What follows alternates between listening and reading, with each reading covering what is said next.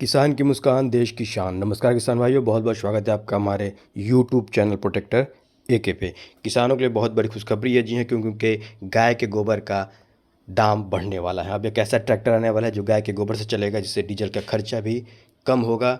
तो आइए बात करते हैं। देखिए, आधुनिक युग में नई नई तकनीकों के विकास के साथ साथ ये हमारी दिनचर्या में भी परिवर्तन देखने को मिल रहे हैं। तकनीकी की सहायता से आम लोगों का काम बहुत आसान बन चुका है। तकनीक के माध्यम से किसान का भी काम आसान बनाने के लिए हमारे देश में विभिन्न प्रकार के नवाचार विकसित किए जा रहे हैं।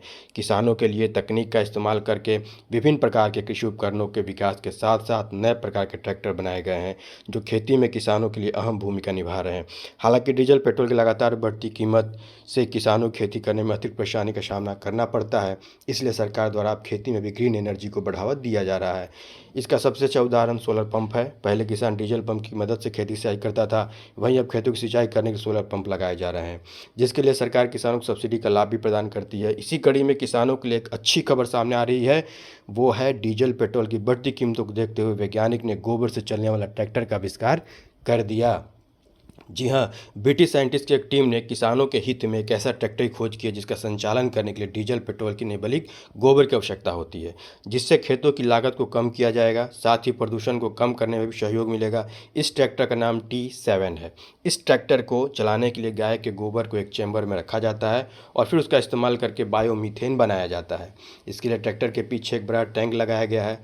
इस ट्रैक्टर का क्रायोजेनिक ईंधन टैंक 162 डिग्री सेल्सियस के तापमान पर मीथेन गैस को तरल के रूप में रखता है, जिससे ट्रैक्टर की डीजल जितनी शक्ति मिलती है, साथ ही प्रदूषण भी कम करता है। कुछ दिन पहले ट्रायल रन के दौरान इसकी क्षमता देखी गई तो पता चला कि यह ट्रैक्टर कार्बन डाइऑक्साइड उत्सर्जन को सिर्फ एक साल में 2500 टन से घटाकर 500 टन कर सकता है, यानी कि ये वातावरण के लिए भी अच्छा है।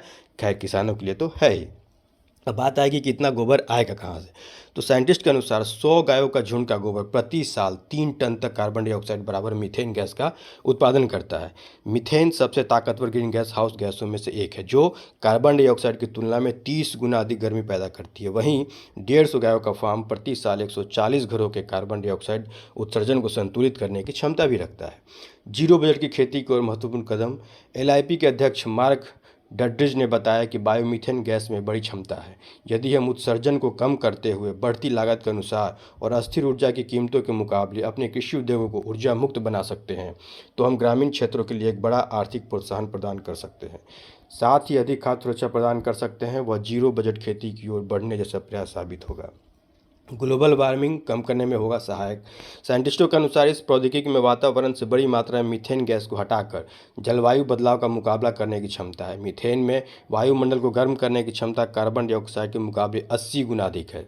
इसीलिए इस ईंधन का प्रयोग कर हम ग्लोबल वार्मिंग में तेज़ी से निपटने में विश्व की सहायता कर सकते हैं। कंपनी प्रौद्योगिकी के व्यापक उपयोग की भी जाँच कर रही है और उम्मीद है कि एक दिन ग्रामीण क्षेत्रों में इलेक्ट्रिक वाहनों को चार्ज करने के लिए इस तकनीक का उपयोग किया जा सकता है। मीथेन गैस से भी मिलेगी खाद। जी हाँ, गाय के गोबर से मीथेन गैस निकलने के बाद गोबर का अवशेष बच जाता है।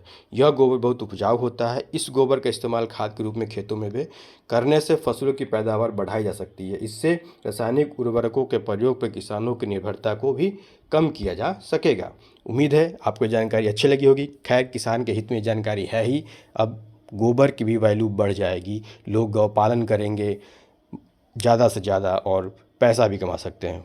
उम्मीद है आपको बहुत अच्छा लगा होगा। ऐसी जानकारी के लिए हमारे साथ बने रहिए। जय जवान, जय किसान, जय विज्ञान।